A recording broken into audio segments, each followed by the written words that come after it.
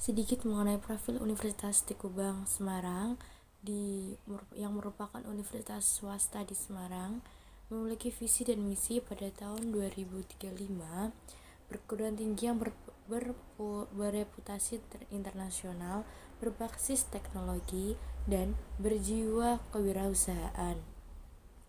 Universitas Tekubang sendiri memiliki misinya, yaitu 6 poin Tridharma Perguruan Tinggi, mengembangkan organisasi universitas yang transparan dan akuntabel berbasis teknologi informasi dan komunikasi untuk mendukung good university governance, penyelenggaraan pendidikan yang berorientasi pada perkembangan dunia usaha dan industri untuk mendukung lulusan yang punya daya saing global dan berwirausahaan, menciptakan suasana akademik yang ramah dan bersahabat guna menghasilkan lulusan yang berkompeten di bidangnya, berbudi pekerti luhur, dan mampu bekerja sama, berjiwa kewirausahaan, rajin dan ulet, inovatif, dan mampu bersaing secara lokal, nasional, regional, dan global. Universitas Tekubang sendiri memiliki beberapa fakultas, ada 6 fakultas dan 10 prodi yang terdiri dari jenjang diploma D3, setara S1, dan 1 jenjang pasca sarjana. Di antaranya itu manajemen informatika D3, sistem informasi S1, teknik informatika, ilmu hukum S1, sastra Inggris S1, manajemen S1, akuntansi S1. Salah satunya itu ada Fakultas Ekonomika dan Bisnis. Dalam Fakultas Ekonomika dan Bisnis sendiri yaitu ada akuntansi perbankan D3, akuntansi setara S1, manajemen setara S1, dan pendidikan profesi akuntansi. Universitas Tekubang sendiri berada di Semarang yang memiliki dua gedung, yaitu di Mugas dan di Kendeng.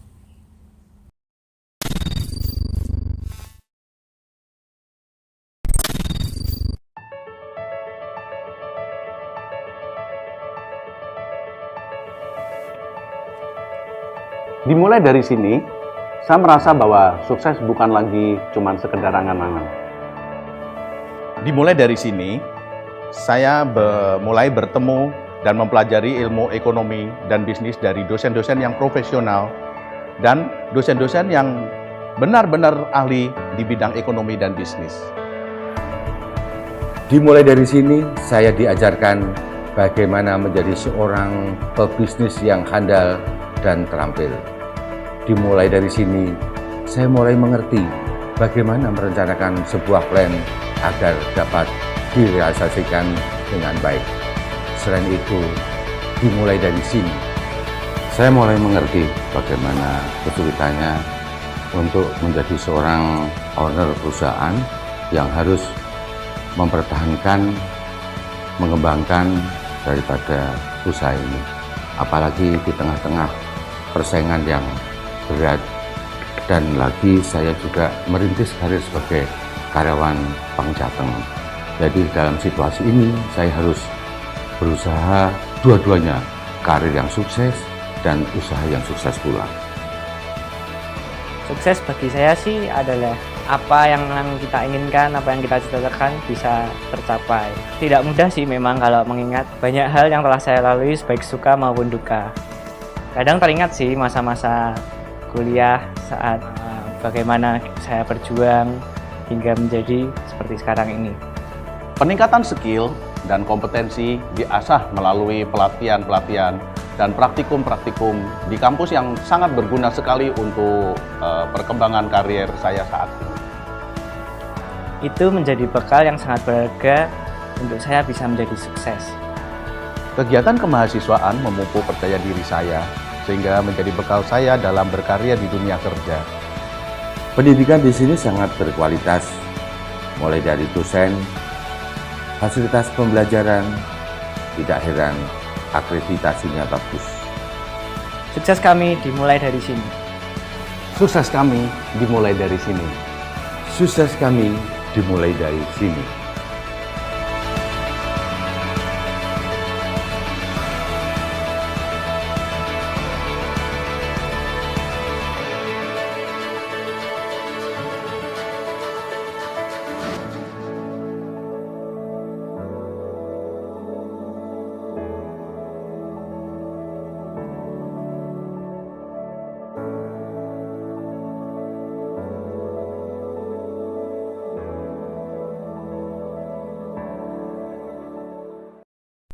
Assalamualaikum warahmatullahi wabarakatuh. Perkenalkan, nama saya Siti Yulfatin Nihayah dengan NIM 180525200091.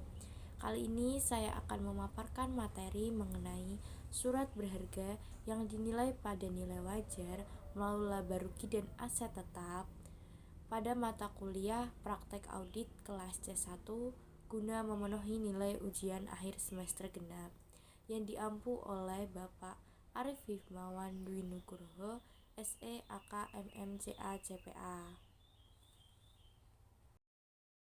Kasus pertama yaitu mengenai PT Putri Salsabila konfirmasi investasi tanggal 31 Desember 2018 di CV Fatrisal Sekuritas Pialang Sekuritas.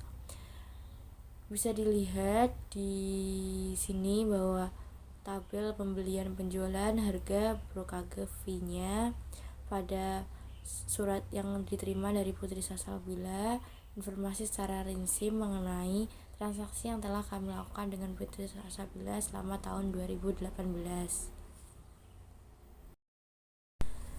Masih pada Putri Salsabila, nilai tercatat surat berharga yang dinilai pada nilai wajar melalui laba rugi tanggal 31 Desember 2017 sebagai berikut. Emiten PT Riki Tbk 75.000 per lembar, biaya perolehannya 615.000. Sedangkan PT Safero Tbk 115.300 per lembar, biaya perolehannya sebesar 876.280.000. Pada tanggal 31 Desember 2018, nilai wajar saham PT Riki 7.600 per lembar dan saham PT Safero 8.400 per lembar. Maka yang diminta pada kasus pertama ialah melakukan pengujian surat berharga yang dinilai pada nilai wajar melalui laba rugi di neraca pada tanggal 31 Desember tahun 2018. Diminta tidak menumpukan salah saji pengakuan dan pelafasan transaksi surat berharga. Maka selesaikan kertas kerja audit di bawah asumsi metode FIFO dan harus disertakan perhitungan untuk kolom pembelian dan pelepasan. Selanjutnya, dengan catatan perhitungan harus ditulis. Selanjutnya, diseleksi kertas kerja audit keuntungan atau kerugian pelepasan surat berharga. Pada PT Riki, saldo awalnya sebesar 75.000 dan per lembar sahamnya 8.200, maka sebesar 615 juta. Dibeli 112.500 dengan saldo dengan sahamnya 8.500, dijual 1.557.500, maka selanjutnya dijumlah dan hasilnya 1.316.250.000 rupiah. Masih pada penghitungan jual selanjutnya dengan hasil 1.421.987.500 rupiah pada PT Riki. Masih pada penghitungan PT Riki, sisanya 39.800. Terus saldo sahamnya yaitu per lembar 8.600, lalu belinya 15.500 dan 8.628, saldonya 54.500 lembar saham. Untuk penghitungan pembeliannya dapat dihitung sebanyak 56, 250.000, 814, 387.500 ditambah 688 ditambah 133, 735, 790 sebesar 2.592.373.290. Untuk penjualannya sendiri dengan hasil 2.2.738.237.500. Setelah penghitungan PT Riki, maka penghitungan PT Safero. Pada penghitungan PT Safero sendiri, hasil dari jual yaitu 1.208.609.000 rupiah. Masih pada penghitungan PT Safero, saldonya 1.200.000 rupiah lembar saham. Untuk pembeliannya dengan hasil 2.777.460.600 dan penjualannya pada PT Safero sebesar 2.888.308.500. Nilai tercatat aset tetap tanggal 31 Desember 2017 di atas kertas kerja tahun sebelumnya.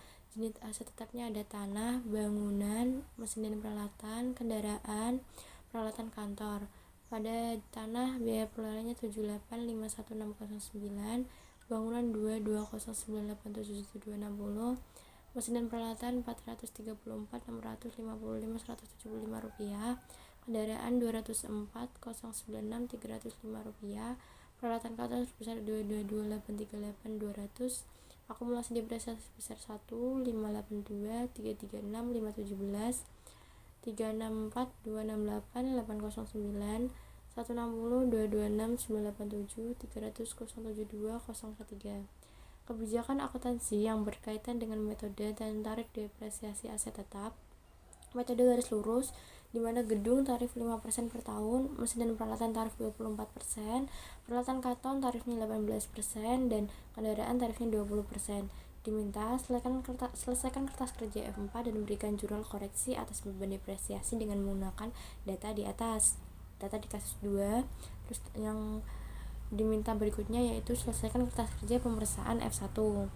Dan selanjutnya yang C yaitu selesaikan kertas kerja pemeriksaan F3 dan itulah keuntungan atau kerugian penjualan aset tetap di tahun 2018. Pada F2 dapat dilihat bahwa keterangan biaya dan pemasangan mesin lift di kantor pusat tanggal 26 Maret yaitu biaya perolehannya 208.352.960, 27 Juni forklift 25 feet tip X 71653.025, 28 Juni 5 sepeda motor 69792.450, 20 Juni the unit CPU service big data 22.222.200. Selanjutnya packing Messi pada 23 Juni yaitu 63.482.630, 24 September desain konstruksi gudang pabrik yaitu 287.012.640, 25 September pembelian mobil merek Citra Seri tahun 2002 yaitu 75.302.400, 27 September 4 AC Darian 2PK 8220, jumlahnya sebesar 806.036 305 pada F2. Ikhtisar tambahannya pada F2 bangunannya yaitu sebesar 495.363.600, mesinnya 135.135.655, kendaraannya sebesar 145.094.850, peralatan kantor sebesar 30.442.200. Selanjutnya yaitu mengenai perhitungan tarif tambahan dan penghentian, di mana bangunan tambahan 5% dibagi 12 yaitu perhitungan setahunnya dikali 10 sama dengan 4,17, tambahannya sebesar 5% dibagi 12 dikali 4 yaitu 1,67, terhitung dari 10 bulan Maret sampai Desember dan 4 bulan dari September sampai Desember. Penghentiannya sebesar 5% dibagi 12 dikali 7 sama tinggal 3%, terhitung dari 7 bulan Juni sampai Desember. Selanjutnya perhitungan dari mesin dan peralatan. Pada tambahan mesin dan peralatan sebesar 24% dibagi 12 dikali 7 sama dengan 14% Juni sampai Desember. Tambahan berikutnya yaitu 24% dibagi 12 dikali 6 sama dengan 12% Juli sampai Desember. Selanjutnya penghentiannya yaitu 24% dibagi 12 dikali 10 sama dengan 20% Maret sampai Desember. Masih pada perhitungan tarif tambahan dan penghentian, kendaraan dan peralatan kantor, di mana di kendaraan tambahannya ada 2 yaitu pada bulan Juni sampai Desember. Tambahan pertama 20% dibagi 12 dikali 7 hasilnya 12%, dan tambahan berikutnya September sampai Desember 20% dibagi 12 dikali 4 sama dengan 7%. Peralatan kantornya tambahannya ada 2, penghentiannya ada 2, 18% dikali 12 dikali 7 sama dengan 11% Juni sampai Desember.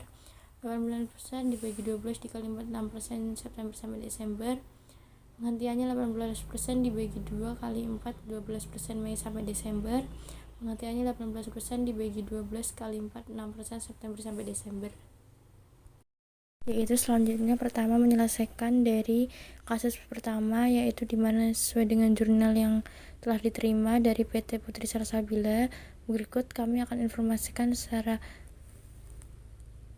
terma transaksi yang telah kami lakukan dengan PT Putus Asa selama tahun 2018 pada 5 Januari, 12 Januari, 20 Januari, 6 Februari, 6 Februari, 6 Maret, 7 Juli, 5 Agustus, 3 Agustus, di mana seperti ini 65.450 lembar saham PT Savero. Harganya brokagevinya dijelaskan satu-satu per tanggalnya. Ada penghitungan di PT Putri Salsabila, yaitu PT Riki 75.000 lembar, PT Savero 115.300 lembar, biaya perolehannya 615, biaya perolehannya 876.280. Pada tanggal 31 Desember 2018, nilai wajar saham PT Riki 7.600 per lembar dan saham PT Savero sebesar 8.400 per lembar. Selanjutnya penghitungan dari pembelian dan pelepasan PT Savero dan PT Riki. Pembelian PT Savero menghasilkan 277.460 rupiah. PT Riki menghasilkan 259.37.290 pada pembeliannya. Sedangkan pada pelaporannya PT Savero sebesar 2903345 dan PT Riki sebesar 2744437.500. Biaya perolehan nilai wajarnya yaitu selisihnya 57.668.610. Jurnalnya surat berharga dan keuangan atau kerugian keuntungan atau kerugian penilaian sebesar 57.668.610. Penyelesaian pada kasus pertama pada Putri Salsabila kertas kerja audit 31 Desember 2018. Kertas kerjanya yaitu ada PT Savero dan PT Riki. Di PT Savero sendiri jumlahnya sebesar 102 dan PT Riki sebesar 54.500 jumlah sahamnya. Saldonya pada 31 Desember 2018 sebesar 876.250.000 dan PT Riki sebesar 615 juta rupiah. Dijumlah saldonya sebesar 1.491.280. Untuk transaksi sendiri pada pembelian dan pelepasan PT Savero sebesar 277.740.600 dan pelepasan pada PT Savero sebesar 2903345. PT Riki sebesar 259.373.290 untuk pembeliannya serta transaksi pelepasannya sebesar 2744437.500. Selanjutnya pada nilai wajar saldonya 31 Desember 2018 sebesar 750.395.600 dan pada PT Riki sebesar 462.935.790. Jumlahnya maka 1.213.331.390. Untuk nilai wajar per lembarnya sebesar 8.400 dan 7.600. Nilai wajarnya sebesar 856.800 didapat dari nilai wajar per lembar sahamnya 8.400 pada PT Reveno dikali dengan jumlah sahamnya 102, maka hasilnya dapat 856.800.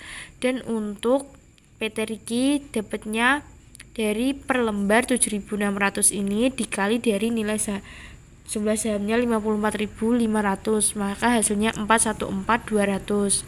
Maka jumlah dari nilai wajar PT Riki dan PT Reveno sebesar 1.271.000 rupiah. Perhitungan jumlah saham pada PT Savero. Saldonya sebesar 115.300. Pada tanggal 5 Januari menjual dengan harga 65.450. Pada 12 Januari beli sebesar 75.500. Pada 20 Januari beli lagi sebesar 95.250. Dan sisanya sebesar 220.600 berasal dari saldo awal dikurangi dengan 5 Januari jual, terus ditambah 12 Januari beli, dan ditambah 20 Januari beli. Selanjutnya pada 6 Februari jual yaitu 158.950 dan 6 Februari beli sebesar 65.350. Selanjutnya 6 Maret beli sebesar 98.5560. Sisanya 225 berasal dari sisa yang awal tadi kan 220.600. Terus dikurangi jual 6 Februari berarti dikurangi. Selanjutnya beli berarti ditambah pada 6 Februari sebesar 65.350 dan beli lagi pada 6 Maret sebesar 98.550. Sisanya ada 225.550. Selanjutnya pada 7 Juli untuk PT Savero perhitungan jumlah sahamnya yaitu jual 155.550 dan 5 Agustus sebesar dibeli 32.000. Maka sisanya yaitu dari sisa 225.550 karena jual berarti dikurangi 155.550 rupiah, dan pada 5 Agustus beli ditambah 32, maka sisanya sebesar 102.000 rupiah untuk perhitungan jumlah saham PT Savero sendiri. Di sini ada PT Rifki untuk perhitungan jumlah sahamnya ada saldonya 75.000. 9 Agustus beli sebesar 112.500.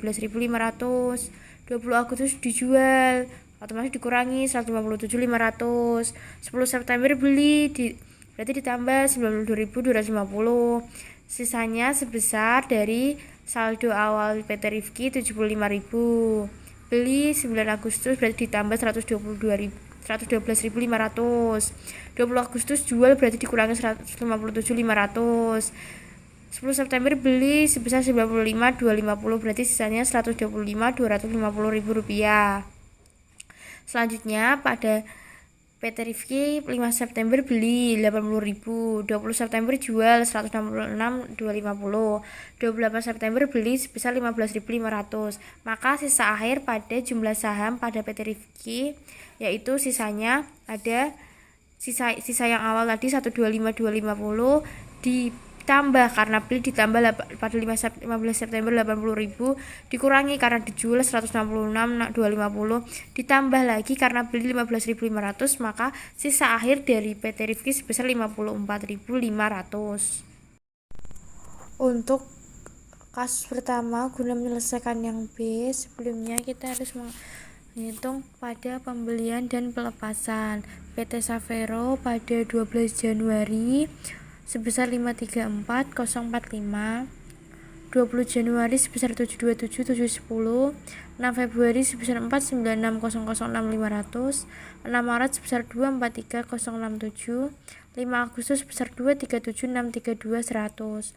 Maka jumlah pembelian pada PT Savero sebesar 277.460 dan pelepasan pada PT Savero sendiri pada 5 Januari sebesar 497.420, 6 Februari 1215967.550, 7 Juli sebesar 1189957.500. Jumlah pelepasan pada PT Savero sebesar 2903345. Untuk PT Rifki sendiri pada 9 Agustus sebesar 956.250, 10 September sebesar 814.157.500, 15 September sebesar 688 dan 20 September sebesar 133.735.790. Pelepasan sendiri pada PT Rifki yaitu ada 20 Agustus dan 20 September. 20 Agustus sendiri yaitu sebesar 1323, 20 September sebesar 141.413.500. Pelepasannya sejumlah pada PT Rifki 2744437.500. Biaya perolehannya sebesar 12313 331 390. Nilai wajarnya sebesar 1.271.000 rupiah. Selisihnya maka 57668.610. Jurnalnya ada surat berharga dan keuntungan atau kerugian penilaian sebesar 57.668.610. Selanjutnya guna mengetahui nilai B pada kasus pertama yaitu tanggal 5 Januari, 6 Februari, 7 Juli, 20 Agustus, dan 20 September. Emitennya ada 5 Januari PT Savero, 6 Februari PT Savero, 7 Juli PT Savero, dan 20 Agustus PT Rifki, dan 20 September PT Rifki. Jumlah sahamnya pada PT Savero 5 Januari sebesar 65.450, 6 Februari PT Savero juga jumlah sahamnya sebesar 158.950. 7 Juli PT Savero sebesar 155.550. Jumlah saham 20 Agustus PT Riki sebesar 157.200. 20 September PT Riki sebesar 166.250. Biaya perolehannya sendiri sebesar 497.420. 1.215.967.500, 1.189.957.500, 1.32 rupiah, 1.421437.500.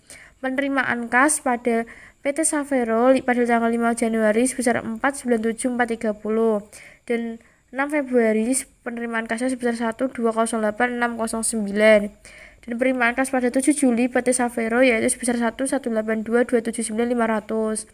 Penerimaan kas pada tanggal 20 Agustus PT Riki sebesar 1.192.191. Penerimaan kas pada emiten PT Riki dan pada tanggal 20 September sebesar 1.331.310. Kerugian atau keuntungan pada PT Savero 5 Januari tidak ada. Pada PT Savero 5 Februari sebesar 7.350 dan 7 Juli sebesar 7.678 juta rupiah. 20 Agustus keuntungan atau kerugian sebesar 1.30.200 dan 20 September PT Riki keuntungan atau kerugiannya sebesar 101.27.500.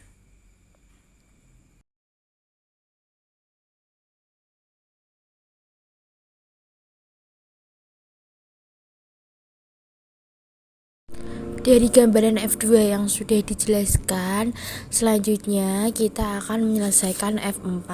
Seperti ini F4, di mana jenis aktiva tetap terdiri dari depresiasi setahun penuh, tambahan, penghentian pada bangunan, mesin dan peralatan, kendaraan dan mebel dan peralatan kantor.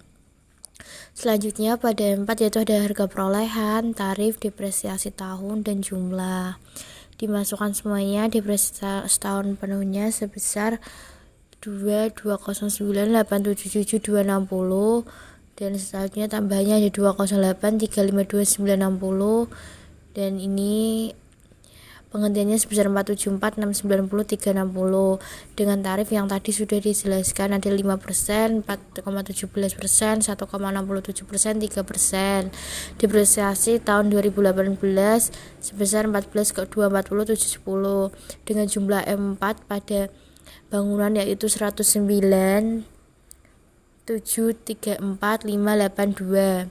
Selanjutnya pada mesin dan peralatan. Pada mesin peralatan untuk mengerjakan M4 depresiasi setahun penuhnya sebesar 43 pada harga perolehannya sebesar 434, 655, 175 dengan tarifnya sebesar 24%. Depresiasi tahun 2018 nya sebesar 143.172.42. Tambahannya sebesar 71, 653.025. Setelah itu tarifnya 14%, depresiasi tahun 2018 sebesar 10.031.424. Penghentiannya sebesar ini, maka jumlah keseluruhan dari mesin dan peralatan yaitu 117.340.072. Selanjutnya ada kendaraan. Pada kendaraan sendiri depresiasi tahun penuh, tambahan dan penghentian sama aja. Selanjutnya jumlah depresiasi tahun 2018-nya tidak ada, kan hasil dari jumlah keseluruhan dari kendaraan sebesar 54.465.522. Untuk mebel dan peralatan kantornya sebesar 41.097.006. Maka untuk M4 jumlahnya yaitu sebesar 322.637.182. Selanjutnya untuk penghitungan tarif tambahan dan penghentian pada bangunan, mesin dan peralatan, kendaraan, peralatan kantor. Sudah ditentukan sebesar ini, tambahan sebesar 417%. Untuk bangunan ini 1,67, penghentiannya 3%, mesin dan peralatannya seperti ini.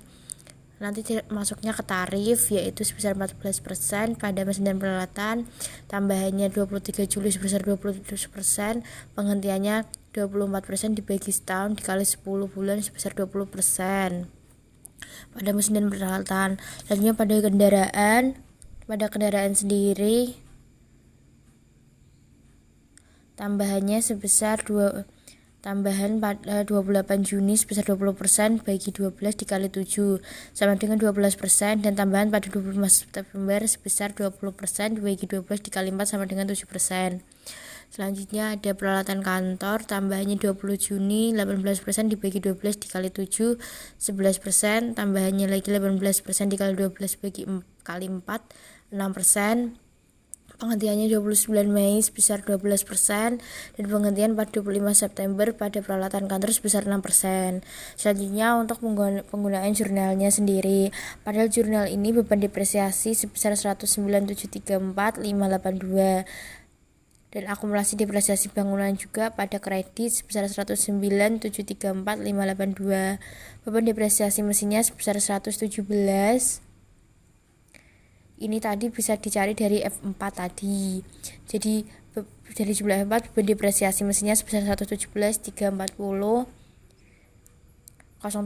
dan pada kredit akumulasi depresiasi mesinnya sebesar 117.340.072. Selanjutnya pada beban depresiasi kendaraan. Pada kendaraannya yaitu sebesar 54.465.522. Pada kredit akumulasi depresiasi kendaraannya sebesar 54.465.522, dan pada beban depresiasi peralatan kantor sebesar 41.097.006, dan akumulasi depresiasi peralatan kantor sebesar 41.097.006. Selanjutnya pada kasus 2 yaitu menyelesaikan F3. Pada aset tetap yaitu PT Salsabila Putri aktiva tetap 31 Desember 2018. Jenis aktiva tetapnya ada tanah dan saldo awalnya sebesar 78.519.603. Pada harga perolehan untuk tanah tidak ada tambahan dan penghentian. Saldo akhirnya sebesar sama berarti 78.519.603. Selanjutnya pada jenis aktiva tetapnya ada bangunan dan saldo awalnya sebesar 2.209.877.360. Untuk harga perolehan tambahan pada bangunan ialah 493.363.600, dan untuk penghentian sendiri sebesar 474.690.360. Maka saldo akhir pada bangunan yaitu 2.230.500. Selanjutnya pada mesin peralatan. Pada mesin dan peralatan sendiri saldo awalnya sebesar 434.655.175. Untuk harga perolehan tambahannya sebesar 135.655, dan penghentiannya sebesar 23.132.500. Saldo akhirnya sebesar 546.658.330. Untuk kendaraannya yaitu saldo awalnya sebesar 204.096.305. Untuk harga perolehannya ada tambahan sebesar 145.094.850. Penghentian harga perolehan pada kendaraan tidak ada, berarti ditulis 0, dan saldo akhirnya berarti berjumlah dari saldo awal ditambah tambahan harga perolehannya sebesar 349.191.155. Selanjutnya ada mebel dan peralatan. Mebel dan peralatan pada jenis aktiva tetap pada PT Salsabila aktiva tetap tahun 31 Desember 2018 saldo awalnya sebesar 222.878.200. Harga perolehannya tambahannya sebesar 30.442.200, dan penghentiannya sebesar 13.151.200. Saldo akhirnya sebesar, maka jumlah keseluruhan dari mebel dan peralatan sebesar 240.129.200. Jumlah seluruh saldo awal sebesar 3.149.986.543. Untuk tambahannya sebesar 806.036.305.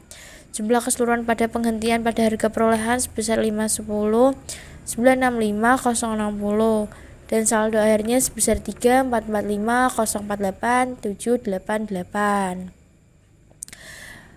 Guna mengetahui depresiasi, tarif dan metodenya, ada gedung dan bangunan, depresiasi dan tarifnya sebesar 5% menggunakan metode garis lurus.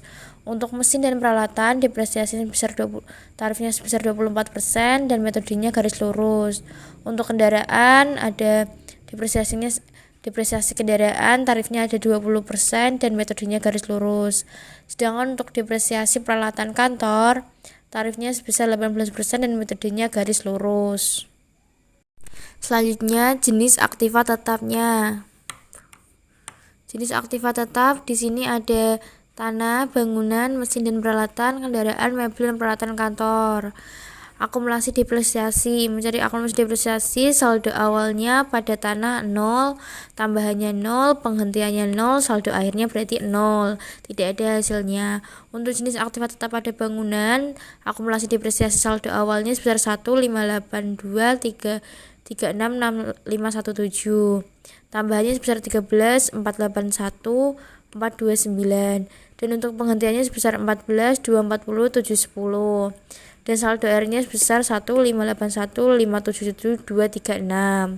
Untuk mesin dan peralatan, saldo awalnya sebesar 3, 64, 20, 268, 809, tambahannya sebesar 17, 469, 340, penghentian akumulasi depresiasinya pada mesin dan peralatan sebesar 4, 6, 26, 510, saldo akhirnya sebesar 3, 77, 111, 639.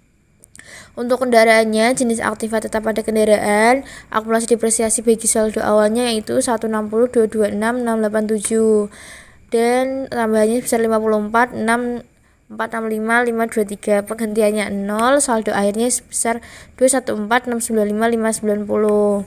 Untuk mobil dan peralatan kantor, saldo awalnya sebesar 300, 072, 043. Keseluruhan saldo awal jumlahnya itu 2, 406, 904, 356. Untuk akumulasi depresiasi bagi tambahan yaitu pada peralatan kantor yaitu 2937, 642. Untuk jumlah keseluruhan saldonya yaitu sebesar 88, 353, 934. Untuk penghentiannya pada peralatan kantor sebesar 1, 951, 512, dan saldo akhirnya sebesar 301, 058, 173. Untuk saldo akhir pada keseluruhan yaitu 2, 474, 439, 558. Selanjutnya yaitu F3 pada PT Salsabila, penghentian aktiva tetap pada tanggal 31 Desember 2018. Jenis aktivanya stempel dan mesi, rumah dinas di Gunung Pati, mebel dan 4 AC. Adiwerna. Tanggal dihentikannya tanggal 30 Maret, 30 Juni, 29 Maret untuk mebel, 25 September untuk AC. Harga perolehannya sebesar pada stempel 23.132.550 dan pada rumah dinas sebesar 474, 690, 360, dan pada mebel sebesar 9687. Pada 4 AC Adiwerna sebesar 13.151.200. Jumlahnya untuk harga perolehannya sebesar 520, 661, 1110. Pada akumulasi depresiasi sendiri untuk pengisian F3 yaitu stempelnya sebesar 21.443.020 dan untuk rumah dinas sebesar 45.796.125, mebelnya 9187, dan untuk 4 AC-nya sebesar 12.651.200. Kas yang diterima dan laba ruginya. Untuk hasil akhirnya pada kas yang diterima sebesar 897.715.121 dan laba atau ruginya sebesar 377.054.011. Sekian video dari saya guna memenuhi nilai ujian akhir semester genap pada mata kuliah praktek audit kelas T1. Saya mohon maaf sebesar-besarnya jika dalam pembuatan video ini memiliki banyak kesalahan penyampaian. Sekian dari saya, wabillahi taufiq wal hidayat. Wassalamualaikum warahmatullahi wabarakatuh. Sedikit pesan dari saya adalah sebaik-baiknya manusia adalah manusia yang bermanfaat bagi dirinya maupun bagi lingkungannya. Semoga kita semua adalah orang-orang yang bisa bermanfaat bagi sekitar kita. Amin insyaallah.